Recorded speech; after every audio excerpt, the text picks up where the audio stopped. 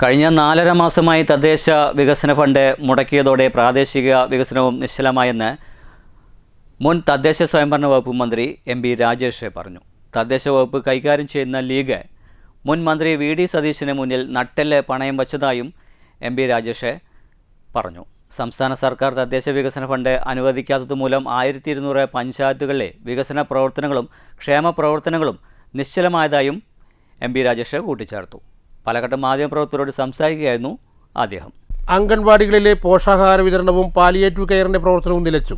Buds സ്കൂളിലെ ജീവനക്കാർക്ക് വേതനം കിട്ടുന്നില്ലെന്ന് മാത്രമല്ല, ബഡ്സ് വിദ്യാലയങ്ങളിലെ വിദ്യാർത്ഥികൾക്ക് ആനുകൂല്യം നിലച്ചു. ആരോഗ്യ പരിരക്ഷ മുൻനിർത്തി LDF സർക്കാരാണ് പ്രൈമറി ഹെൽത്ത് സെന്ററുകളിൽ ഉച്ചയ്ക്ക് ശേഷവും OP ആരംഭിച്ചത്. ഫണ്ട് ലഭിക്കാതെ ആയതോടെ ഉച്ചയ്ക്ക് ശേഷമുള്ള പ്രവർത്തനം നിലച്ചു. സർക്കാർ വീതം നൽകേണ്ടത് കൊണ്ട് ലൈഫ് ഭവന പദ്ധതി ഗുണഭോക്താക്കൾക്ക് വീതം ലഭിക്കാത്ത സ്ഥിതി വന്നതോടെ ലൈഫ് ഭവന പദ്ധതിയും തകിടം മറിഞ്ഞു. 4.5 മാസമായിട്ടും തദ്ദേശ സ്ഥാപനങ്ങളിലെ സോഫ്റ്റ്വെയർ അപ്ഗ്രേഡ് ചെയ്യാനോ ക്രമീകരിക്കാനോ സർക്കാരിന് കഴിഞ്ഞില്ല.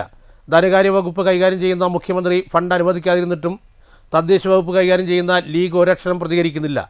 LDF സർക്കാരിനെതിരെ പ്രമേയം പാസാക്കിയ തദ്ദേശ വകുപ്പ് അധ്യക്ഷന്മാരും ഇപ്പോൾ നിശബ്ദത പാലിക്കുകയാണ്. ബക്കാടി മദ്യ കമ്പനിക്ക് നികുതി ഇളവ് നൽകാനുള്ള ഫയലിൽ ഒപ്പുവെച്ചത് 3 ദിവസം കൊണ്ടാണ്. ഇതിൽ നിന്നും സർക്കാരിന്റെ താൽപര്യം തദ്ദേശ വികസനക്ഷേമ പ്രവർത്തനങ്ങളോടല്ലെന്ന് വ്യക്തമാണെന്നും രാജേഷ് പറഞ്ഞു.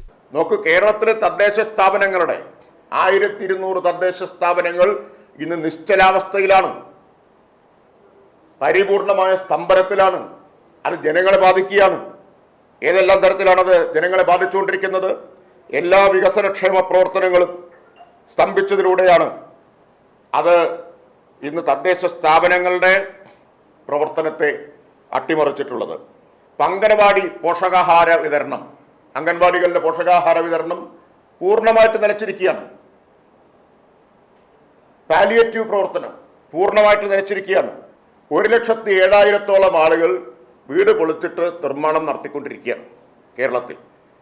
ലൈഫിൻ്റെ തുടർഗഡു കൊടുക്കണമെങ്കിൽ ഓരോ തദ്ദേശ സ്ഥാപനവും 20% വീതം അവരുടെ വികസന ഫണ്ടിൻ്റെ, സർക്കാർ കൊടുക്കുന്ന വികസന ഫണ്ടിൻ്റെ 20% ലൈഫിന് നീക്കിവെക്കേണ്ടതാണ്.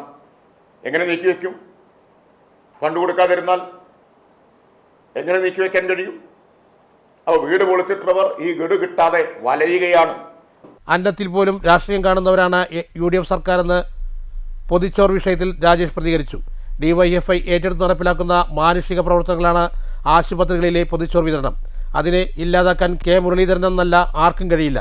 അടുക്കളയിൽ ബീഫുണ്ടോ എന്ന് നോക്കുന്ന BJP-കാരൻ്റെ മാനസികാവസ്ഥയിലാണ് മുരളീധരൻ പെരുമാറുന്നത്. മുൻ മുഖ്യമന്ത്രി K. കരുണാകരൻ പോലും DYFIയെ അംഗീകരിച്ചുവെന്ന് മുരളീധരൻ ഓർക്കണമെന്നും M.B. രാജേഷ് പറഞ്ഞു. News bureau, Palakkad.